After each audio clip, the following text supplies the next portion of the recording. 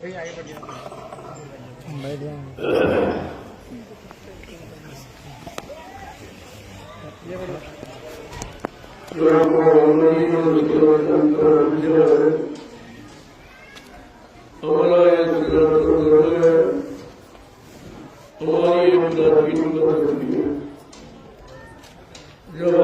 कोई काम करते हैं, चाहे संसार का हो, शरीर का हो, परिवार का, या किसी पर व्यापार,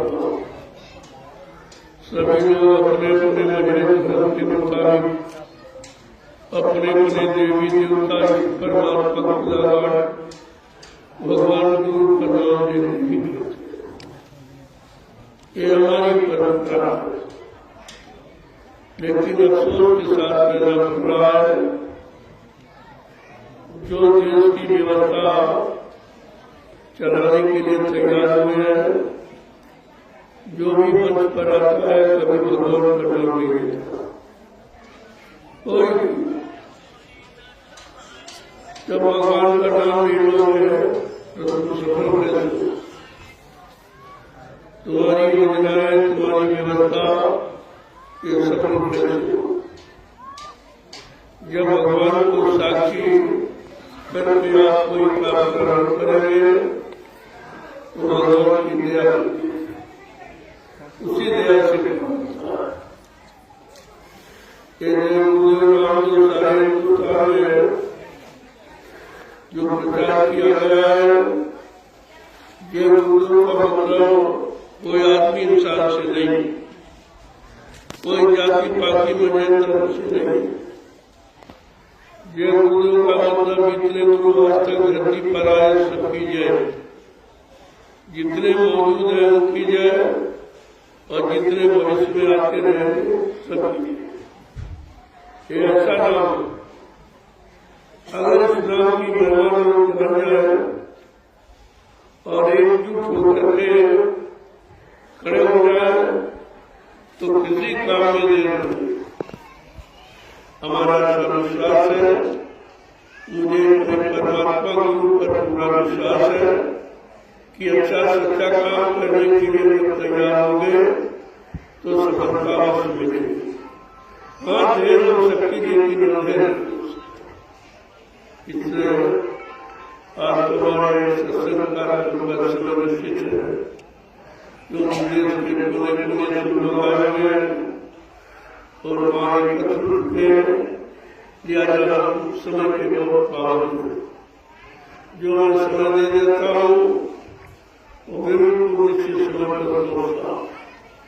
यही एक सबसे बड़ी चीज है, जिसको समय की कीमत नहीं मालूम उसको किसी की कीमत नहीं। समय ही सत्य है, समय ही धन है। अगर समय की जानकारी न होने के कारण आज समय खराब हो, और उसी खराब समय में हम सब लोग परेशान हैं। लेकिन परेशानी का कारण क्या है? जब तक इस पर विचार नहीं किया जाएगा तो परेशानी कहने से दूर नहीं होगी, करने से दूर। आज हमें आपको करना है, करने की तैयारी होनी है। अगर सब लोग उस तैयारी में जुट जाए तो काम कोई बहुत बड़ा नहीं है। मैं तो ऐसा विश्वास करता हूँ, ये काम जिसको लोग 72 साल की आजादी में नहीं कर पाए, केवल भाषण होते रहे, प्रवचन होते रहे, काम कुछ नहीं। अब ये भाषण और प्रवचन का समय नहीं, अब समय है काम करने का। उसके लिए हम सब देशवासियों को, हम सब धर्मावलंबियों को एकजुट होकर ये काम करना होगा। इसके लिए कमर कस के तैयार होना पड़ेगा। अब किसी का इंतजार नहीं करना है कि कोई राजा करेगा, कोई मंत्री करेगा, कोई प्रधानमंत्री करे, कोई मुख्यमंत्री करे। इनका तो काम हमने देख लिया। ये 72 वर्ष से कुछ नहीं, केवल भाषण दे रहे, प्रवचन दे रहे, महात्मा प्रवचन कर रहे, नेता भाषण कर रहे। न तो धर्मी व्यवस्था रही और न राजनीतिक व्यवस्था रही, दोनों व्यवस्थाएं छिन्न हो गई है। इनका पूरा उत्तरदायित्व महात्माओं पर है। धार्मिक व्यवस्था को ठीक करने का राजनीति व्यवस्था ठीक करने का पूरा दायित्व इन नेताओं को। अब हमें आपको इनके सहारे नहीं रहना। क्या हम आप इंसान नहीं है? क्या हमारे आपके अंदर बुद्धि नहीं है? क्या हमारे के अंदर देश प्रेम, समाज प्रेम, मानव प्रेम नहीं है, धर्म प्रेम नहीं है, जो किसी के सहारे बैठे? हमें आपको ये सबका सहारा तोड़ करके अपने को खुद खड़ा करना पड़ेगा। एक अच्छे सच्चे समाज की स्थापना के लिए हमें आपको शाकाहारी, सदाचारी, ब्रह्मचारी बनना ही होगा। हमारे धार्मिक मूल का उत्थान, उन्नति, प्रगति जभी हुई है जब सच्चे ईमानदार, त्यागी, तपस्वी तैयार हो।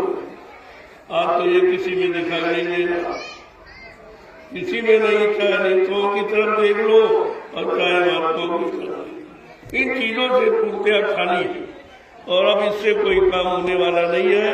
हमारी सबसे प्रार्थना है कि अब इस देश को बचाओ, धर्म को बचाओ, मानवता को बचाओ, इंसानियत को बचाओ, प्रेम, प्यार, मोहब्बत, सेवा, दया, सदाचार, परमात्मा की यादगार करो और अपने आप को बचाओ और माँ बहन, बेटी, बहुओं की इज्जत को बचाओ। आप, ये हमारा सबका उत्तरदायित्व है।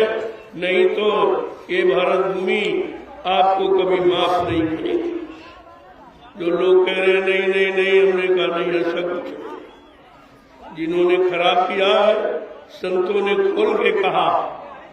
संत रविदास जी जो मीराबाई के गुरु थे, आज सैकड़ों साल पहले आए। उन्होंने बहुत पहले एक भविष्यवाणी ज्ञान पोथी में लिखी थी और कहा है कि मतलब ये जिसने भारत स्पष्ट कहा, जिसने भारत को उठाया, जिसको अब आप बचा भी नहीं सकते हो। जब तुम अपने आप को नहीं बचा पाए तो देश, समाज, धर्म को तुम क्या बचाओगे? इसलिए आज ये पावन पुण्य की शिका दादा गुरु का भंडारा है, इसलिए हमें कुछ नहीं कहना है। वैसे हमारी आदतों ने सब कुछ कह दिया, बता दिया, समझदार के लिए इशारा ही। कोई ज्यादा करने की आवश्यकता नहीं है। अब तो करने की हमारा निशाना केवल करने, और मैं कर रहा हूँ। 45 करोड़ जीवों को तैयार कर दिया।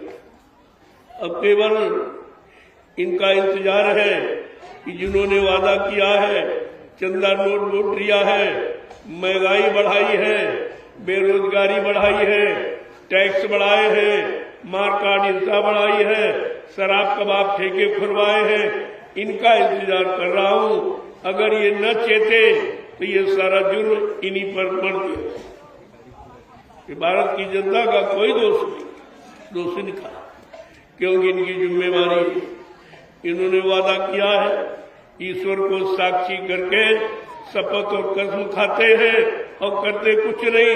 जो भगवान को धोखा दे सकता है, ऐ इंसानों, वो तुम्हारी मदद क्या करेगा? इस पर आपको विचार करना चाहिए। अब मुझे ज्यादा आज की तिथि पर नहीं कहना। आज ये पावन तिथि आध्यात्मिक भंडारे की है, लिहाजा प्रेमी इंतजार कर रहे हैं, हमें भी समय से पहुंचना है। लिहाजा आप लोग क्षमा करें, समय अभाव है। जय गुरुदेव।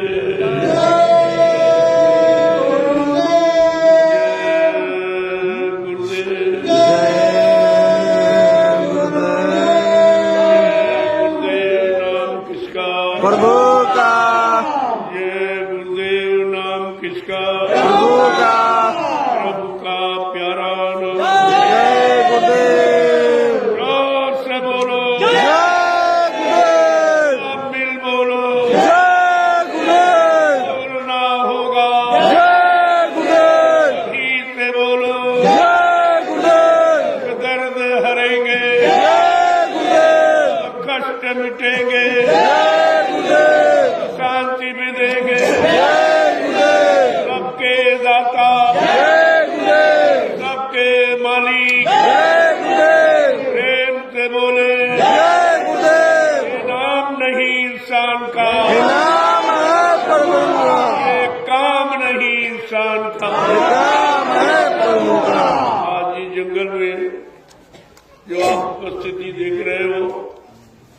ये सच्ची मानवता इंसानियत का प्रमाण है।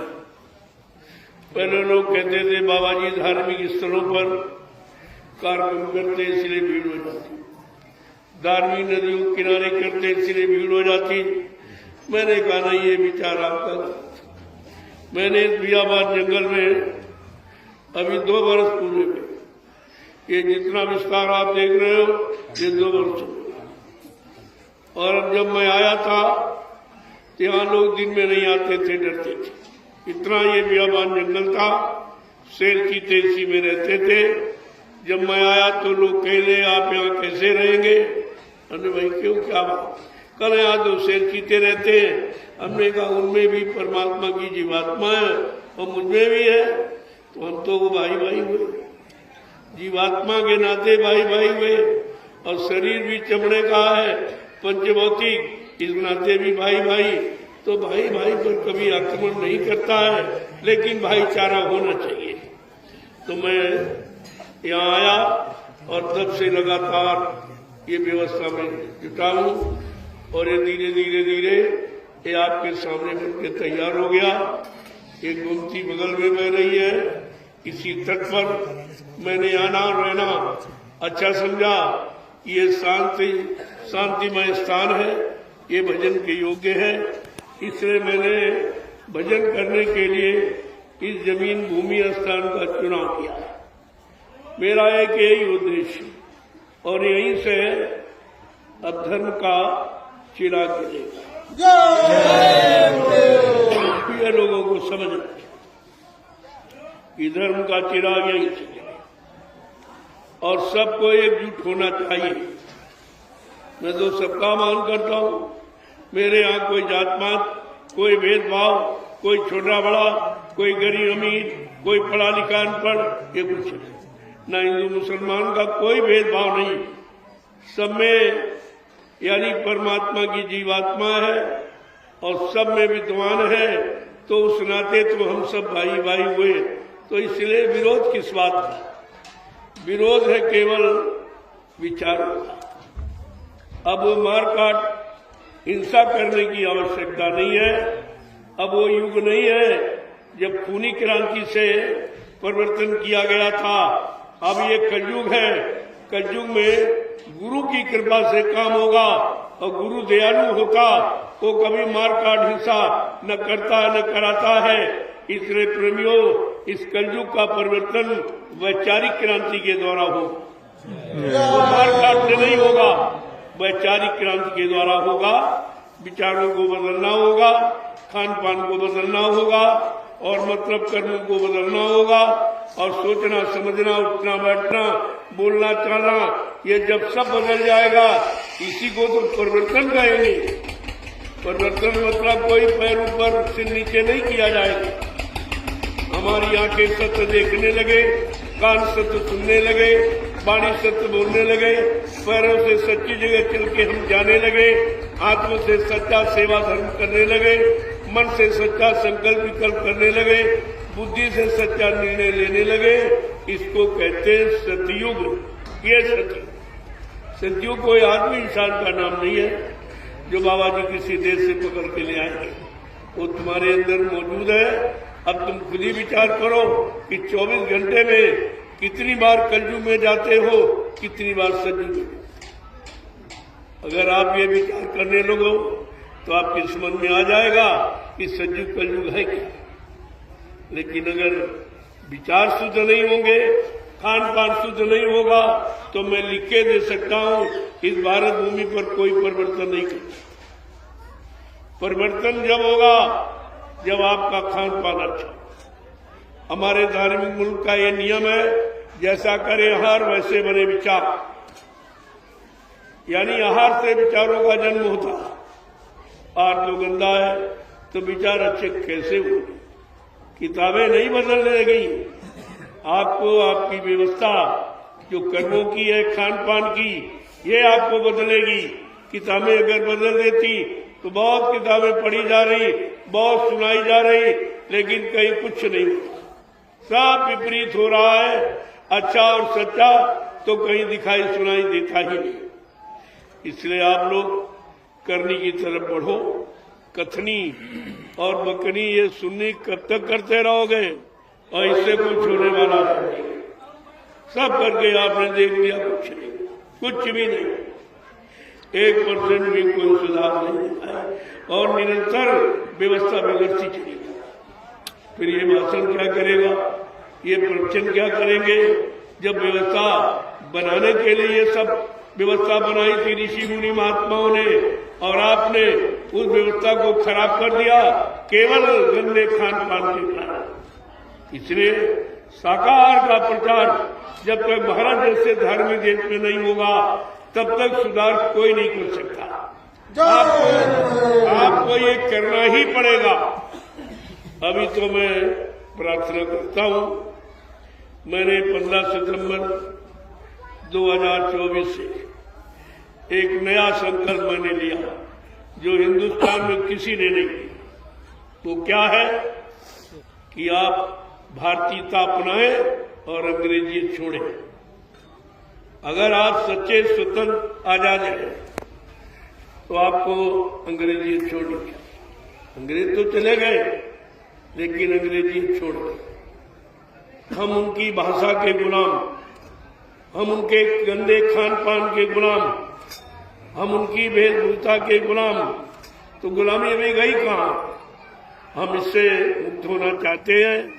मैंने अभियान 15 सितंबर 2024 से जारी किया है कि हम अब जब तक हमारी भारतीय वेशभूषा नहीं होगी, हमारे मन को सुख शांति नहीं मिलेगी। हमारी वेशभूषा है, भारतीय वेशभूषा क्या है कि मतलब कमीज पैजामा, कुर्ता धोती, सर्दी टोपी और पगड़ी और लंगोटी, ये हमारी भारतीय वेशभूषा जो ऋषि मुनि महात्माओं ने दी थी।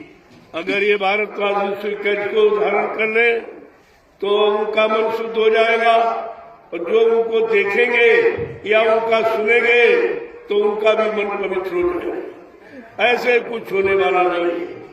नेता तो कुर्ता पैजामा पहनते लेकिन देशवासियों को कभी नहीं शिक्षा देते कि आप इसी में आ जाएंगे, वो नहीं करती। त्रियुगों में हमारे महात्मा सब लुंगी और धोती पहनने को बैठे हुए, लेकिन जब तक आप देशवासियों को ऐसी यानी सरल और शुद्ध वस्त्रों का प्रयोग करना नहीं सिखाओगे तब तक इनके अंदर सच्ची भावना नहीं आएगी। ये बिगाड़ केवल वेशभूषा के कारण। हमारे भारत देश का ये मतलब यानी वेशभूषा नहीं। आप जिनकी पूजा करते हो, चाहे देवी हो चाहे देवता हो, उनको फोटो को देख के आप, कोई देवी सलवार कुर्ते में है नहीं, सब साड़ी में। वे पूजा करने वाले वे उनकी भी नकल नहीं करते, जिनकी पूजा करते हैं उसकी भी नकल नहीं करते। और जितने देवता हैं उनको आप देख लीजिए, जिन भगवान राम की महिमा गाई जा रही है वो जंगल गए थे क्या? पैंट पहन के गए थे क्या? पैंट पहन के गए थे? 2 दिन पहले मुझसे शिक्षा लो जो तुम्हारा भगवान हम सब इंसानों को करके दिखाया और स्वयं धारण किया, और एक दिन नहीं 14 वर्ष के अंदर। ये है तापसी वस्त्र, तपस्वी वस्त्र। जब इसे पहनोगे तो आपके अंदर पवित्र भाव, पवित्र विचार, पवित्र संकल्प, अच्छा खान पान के आप आ जाएगा। क्यों? जब ऐसी पोशाक आप पहने होगे तो आपको गलत खान पान, गलत काम करने में शर्म लगेगी।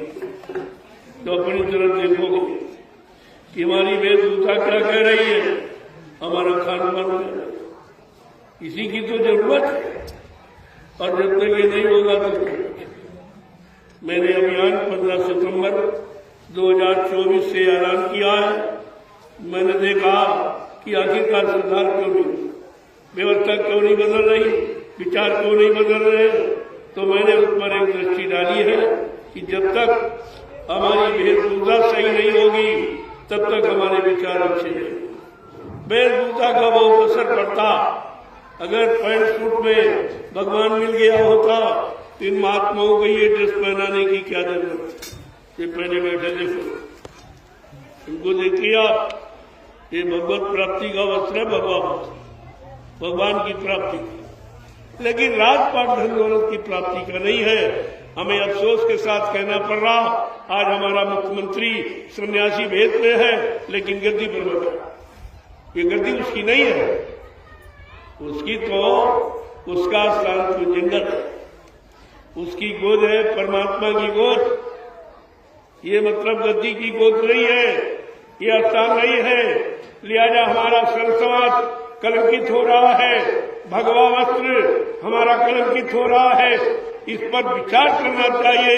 अगर आप लोग विचार नहीं करोगे तो ये बदनाम हो जाएगा, ये मत बदनाम हो जाएगा। लिहाजा मैंने तो कई बार कहा कि आपका ये वस्त्र शोभा दीजिए। ये सन्यासी का मतलब सन्यास, सारी आशाएं जिसकी खत्म हो, बिल्कुल सुनसान हो गया, चाह गई चिंता मिटी, मनुआ बेपरवाह, जिनको कछु न चाहिए वो सहन के साथ। लेकिन ये पहनकर गद्दी, ये पहनकर राजभोग, ये पहनकर राजमद, ये तो बिल्कुल विपरीत, ये अच्छा नहीं देता है। हमारा समाज बदनाम हो रहा है, हमारे सन्यासी बदनाम हो रहे हैं। लोग कहने लगे, अरे भाई ये पहलवा होगी जिसको राज की भूख है, जिसको गद्दी की भूख है, जिसको मान सम्मान की भूख है, वो देश का काम नहीं कर सकता, देश को खुशहाल नहीं बना सकता। इस पर आपको विचार करना चाहिए। अगर हम सब समाज एक स्थान पर खड़े हो, एक मंच पर खड़े हो जाए तो इनको समझना पड़ेगा, इन्होंने जो कलंकित किया है भेष को, इनको भेष या तो छोड़ना पड़ेगा या पद छोड़ना पड़ेगा। ऐसा नहीं है, ये प्रजातंत्र है, प्रजा को पूरा अधिकार है अपनी सही सच्ची बात कहने का, अपने पौराणिक प्रमाणों को पेश करने का, ये पूरा अधिकार है। उसी को प्रजातंत्र कहते हैं। लेकिन कुछ नहीं, सब खत्म हो गया। आप कुछ कह नहीं पा रहे हो, आप सत्य बोल नहीं पा रहे हो, हकीकत को आप दर्शा नहीं पा रहे हो, फिर तुम्हारा मतलब क्या है? लिहाजा आप भी दोषी हो जाओगे। तो मैं तो प्रार्थना ही कर सकता हूं और प्रार्थना कर रहा हूं कि अब भी आपके लिए मौका है। आप चेत जाओ, जाग जाओ, होश में आ जाओ। अभी कुछ बिगड़ा नहीं है, लेकिन बिगड़ा ही नहीं, सर्वनाश हो जाएगा, बचेगा कुछ नहीं। अगर धर्म पर जिसने कलंक लगाने की कोशिश की तो वो सर्वनाश हो जाएगा। यही हिरण्यकश्यप ने किया, यही रावण ने किया, यही कंस नरसिंह ने किया, और वही अगर ये करेंगे तो बचने वाला कोई नहीं। ये हमेशा बिगाड़ राजगद्दी से हुआ।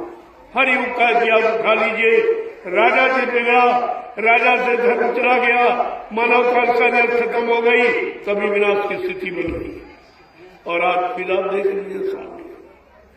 तो इसलिए हमें और कुछ नहीं कहना है, हमें केवल इशारा ही था, और समझदार के लिए इशारा ही था। लिहाजा क्षमा करें, मेरे पास समय अभाव है, न मैं खोलकर सारा राज अभी आपके सामने रख देता इन 72 वर्षों। ऐसा नहीं है, महात्मा सब जानते, लेकिन वो कहना नहीं चाहते। अभी किसी का इंतजार कर रहे हैं, किसी को देख रहे हैं कि शायद हो जाए, शायद सुधर जाए, शायद बात समझ में आ जाए। मतलब यानी इसका इंतजार किया जा रहा है। नियंत्रितो गत्वा तो ब्रह्मास्त्र उठ जाता है। अगर नहीं मानोगे, और ब्रह्मास्त्र हमेशा कुत्तों पर नहीं चलाया जाता, राक्षसों पर। जिनकी राक्षस बुद्धि और राक्षसी खान पान जिनका, और राक्षसी विचार है, और राक्षसी नीति है, यानी उन पर ब्रह्मास्त्र चलता है। इस पर भी आपको विचार करना चाहिए। जय गुरुदेव।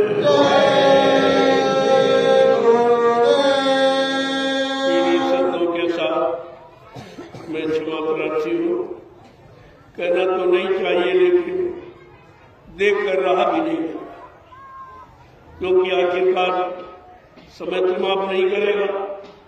कहेगा कि आप भी देश में थे और आप जानते थे, तो आपने बताया क्यों नहीं, आपने इशारा क्यों नहीं किया। जब राजा भूल भ्रम में हो जाता है तो हमेशा महात्मा को अपने विचार अपने राजा को देने चाहिए। ये हमारा द्वापर का इतिहास कह रहा है। जब धृतराष्ट्र के विचार खराब हो गए, धर्म को भूल गया, मानवता को भूल गया, तब उस समय भी कोई कहने वाला था। वो कौन था? महात्मा विदुर था।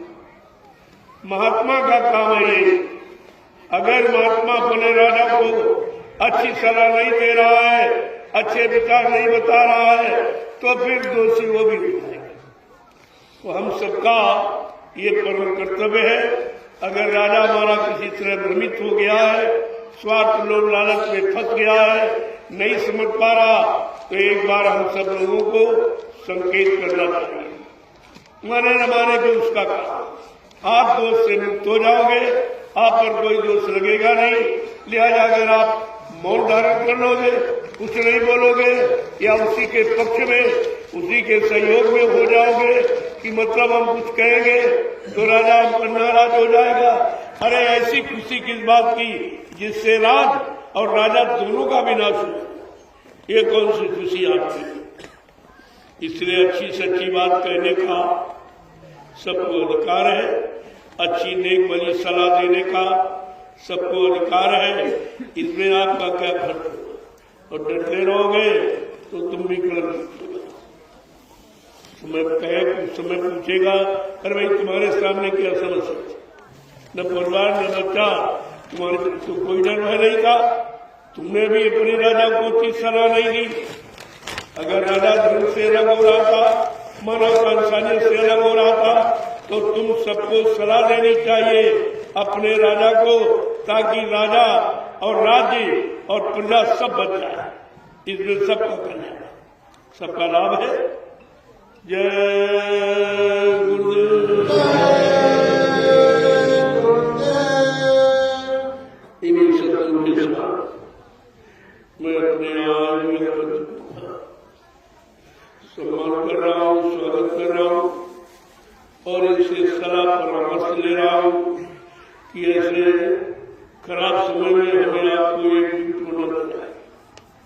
उनको कोई नहीं कहेगा, लेकिन हमें आपको सब कहेगा कि तुम्हारे सामने तो परिवार बच्चों की समस्या नहीं थी, आखिरकार तुमने अपने राजा को सही सलाह दी।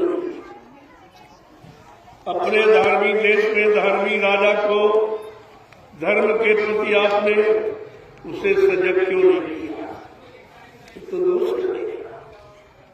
इसलिए हम तो प्रार्थना ही कर सकते हैं। मानना न मानना है सबका काम है। आवाज नहीं तो कल कुदरत सबको मना लेगी। कुदरत के सामने तो कोई टिकी नहीं। बड़े बड़े उसने आताताइयों को बना दिया, बड़े बड़े धर्मान बलवान बुद्धिमानों को एक झटके में समझा दिया। इस बात को हमेशा ध्यान में रखिए और हम सब एक विचार में दृढ़ मजबूत हो जाए। अब किसी को डरने की जरूरत नहीं है। मैंने 45 करोड़ का जनमत तैयार किया। इतनी बड़ी जनसंख्या न किसी यानी राजनीतिक नेता के पास, न किसी धार्मिक महात्मा के पास जो मैंने जनमत तैयार किया। उसका एक छोटा सा नमूना इस जंगल में आपके सामने देख लीजिए। ये सब अपना खर्च, अपनी गाड़ी कमाई खर्च करके यहाँ पर आए। इनसे पूछो मैंने कोई डीजल पेट्रोल तुमको नहीं दिया, कोई कर्जा तो मैंने नहीं। अभी आपका कुंभ लगेगा, अरबों खरबों रुपए बर्बाद हो जाएगा और लाख 1 रुपए का भी। वहां केवल झगड़ा। अखाड़ा का मतलब क्या? जहां 2 परवान लड़ते उसको अखाड़ा कहते। ये खड़ा नहीं, ये संतों क्या नहीं खड़ा, महात्माओं की वही खड़ा। अरे अखाड़ा तो दुनियावी सांसारिक व्यक्तियों में होता, जिनको जानकारी नहीं है, अगर संत महात्मा अखाड़े के रूप में अगर उतर आएंगे तो देश का क्या होगा। लिहाजा इस पर विचार करना चाहिए। ये बिना कुंभ का कुंभ आप देखिए जंगल में, इसको देखिए और उधर देखिए, जहाँ सरकार अरबों खरबों रुपए खर्च करेगी और एक पैसे का कोई आध्यात्मिक भौतिक कोई लाभ नहीं मां, केवल झगड़ा है, केवल भोजन है, केवल पानी का झगड़ा कि हम पहले स्नान करेंगे, अरे तुम बाद में कर लेना, गंगा कोई दूसरी नहीं हो जाए, अरे भाई पहले ना झगड़ा किस बात का। लेकिन यह ज्ञानता नहीं तो क्या, यह ज्ञानता ही तो उसको माना जाएगा। क्या इनको ज्ञानी माना जाएगा कि पानी पर झगड़ा, भोजन पर झगड़ा, यानी मतलब दान दक्षिणा पर झगड़ा, किसी काम का कोई झगड़ा नहीं, काम तो कोई कुछ करना ही नहीं चाहता। मैं कई बार गया, ऐसा नहीं मेरे सब अनुभव किया, सिवा झगड़े के अलावा और कुछ नहीं कुछ। तो आप कोई झगड़े से मुक्त, आप कोई झगड़े, लोगों की झगड़े से मुक्त कराना, ये दोनों कर्तव्य आपका, और न हो पाए और न कर पाए तो ये मानव जीवन व्यस्त चला जाए। फिर आपका वैराग हरण करना किसका। अगर हम राग में और अनुराग में फंसे रहे तो वैराग कहाँ माना जाएगा। इसलिए मैं केवल इशारा भी कर रहा हूँ, कहना तो सब कुछ जानता हूँ, मैंने सारा हिंदुस्तान घूम कर देखा है, ऐसा नहीं मैं सुनी सुनाई और किताबों की पढ़ी पढ़ाई बात नहीं करता हूँ, मैंने खुद अनुभव किया है और वो व्यवस्था भी बना दी, ये भी अनुभव, वो उधर बिगड़ने का अनुभव, इधर बनाने का अनुभव। जिसको बनाओ बिगाड़ दोनों मालूम है, वो आपका बना भी सकता और बिगड़े हुए को ठीक भी कर सकता है। इस पर आपको विचार करना चाहिए। जय गुरुदेव,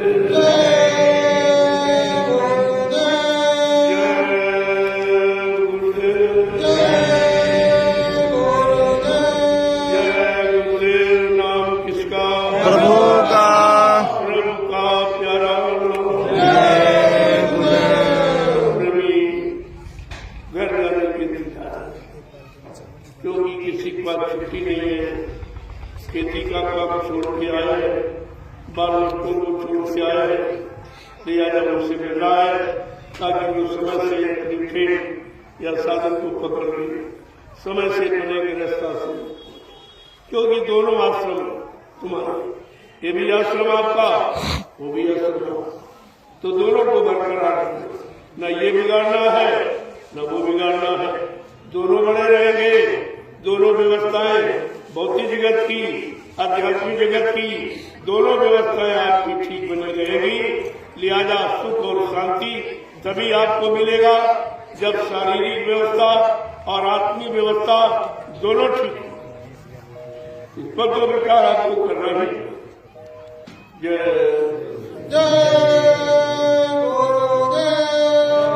मालिक द्वारा इस संघ मिलन का समागम जो हुआ है, इसका समापन हो चुका है। एक बार थोड़ा सा दो नारा बोलेंगे, इसके बाद पूरा समापन। मालिक ने जो कुछ कहा, किसी की बुराई और किसी को नहीं, ये संतों का काम है। आगे कोई ये न कहे हमसे कोई कहा नहीं था, इसलिए गुरु महाराज सबको अदा कर रहे हैं।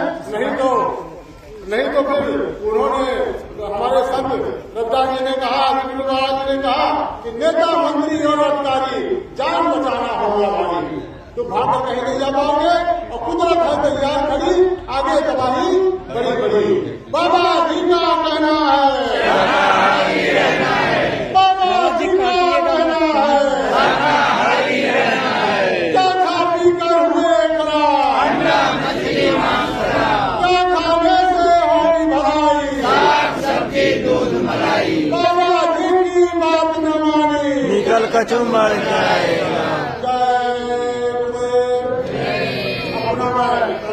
गुरु महाराज की तरफ से आए हुए संतों का अभिनंदन करते हैं और अपने समिति की तरफ से और अपने 45 करोड़ भक्तों की तरफ से मैं आए हुए संत समाज का पुनः हार्दिक अभिनंदन करते हैं। इसी का समर्पण करते हैं। जय गुरुदेव। कैसे बाइक लिया हाँ बोलिए जय गुरु जी खुश रहो हाँ, ठीक है। लगे व्यवस्था कर आने की बात ठीक ठीक जरूर ठीक ये